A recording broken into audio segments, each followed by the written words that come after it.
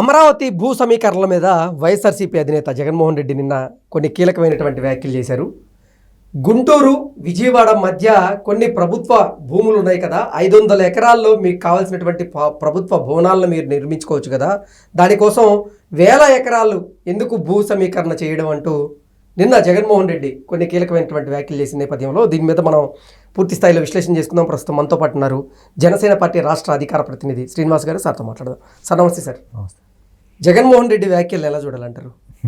కృష్ణ గారు, అమరావతి మీద ఇంకా విషం చెంపడం మానలేదు జగన్మోహన్ రెడ్డి. సరే, అంతకుముందు అతను ప్రతిపక్ష నేతగా ఉన్నప్పుడేమో రాష్ట్రం మధ్యలో ఉన్నటువంటి అమరావతి ప్రాంతాన్ని రాజధానిగా ఉండడానికి మాకు ఎటువంటి అభ్యంతరం లేదు, 3 ప్రాంతాల మీద చిచ్చు పెట్టకూడదనే ఉద్దేశంతో మెప్పుకున్నాం అన్నాడు. సరే, అధికారంలోకి వచ్చిన తర్వాత దాన్ని ఒక రాజధాని మూడు ముక్కలు చేసి 3 ముక్కలు ఆటాడాడు. ఇప్పుడు ప్రశ్న వేస్తున్నాడు ఆయన, విజయవాడ గుంటూరు మధ్యన నాగార్జున యూనివర్సిటీ ఆ ఏరియాలో 500 ఎకరాలు తీసుకుని ప్రభుత్వ భవనాలు కట్టొచ్చు కదా, 1000 ఎకరాలు అవసరమా, మళ్ళీ భూసేకరణ చేస్తారంటే ఏంటిదని మా పెద్ద ప్రశ్న వేసాడు. నేనేమంటున్నానంటే 5.5 కోట్ల మంది ప్రజలకు సంబంధించినటువంటి ఒక శాశ్వత రాజధానికి అన్ని 1000 ఎకరాల అని అడుగుతున్నావు కదా జగన్మోహన్ రెడ్డి గారు.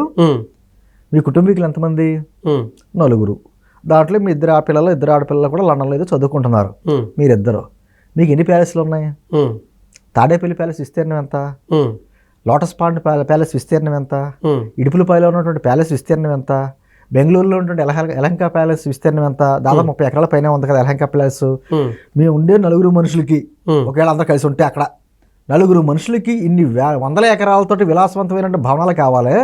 మళ్ళీ మీ విలాసవంతమైన జీవితానికి ఋషికొండను బోడిగుండి కొట్టించి అక్కడ ఒక 500 కోట్లు ఖర్చు పెట్టి పెద్ద భవంతి కట్టించుకున్నారే. మీ 4 మనుషులకి అన్ని 100 ఎకరాలు కావాల్సి వచ్చినప్పుడు 5.5 కోట్ల మంది ప్రజలకి ప్రాతినిధ్యం వహించేటువంటి రాజధానికి, అది కూడా శాశ్వత రాజధానికి ఇన్ని 1000 ఎకరాలు అవసరం లేదా?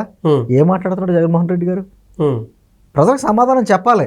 అంటే ఏదైనా మాట్లాడే ముందు దాని పర్యవసానం ఏంటో కూడా ఆలోచించుకోవాలి. ఓకే, జగన్మోహన్ రెడ్డికి అది ఏమీ లేదండి, ఏదో మాట్లాడాలి కాబట్టి మాట్లాడేసాడు అంతే.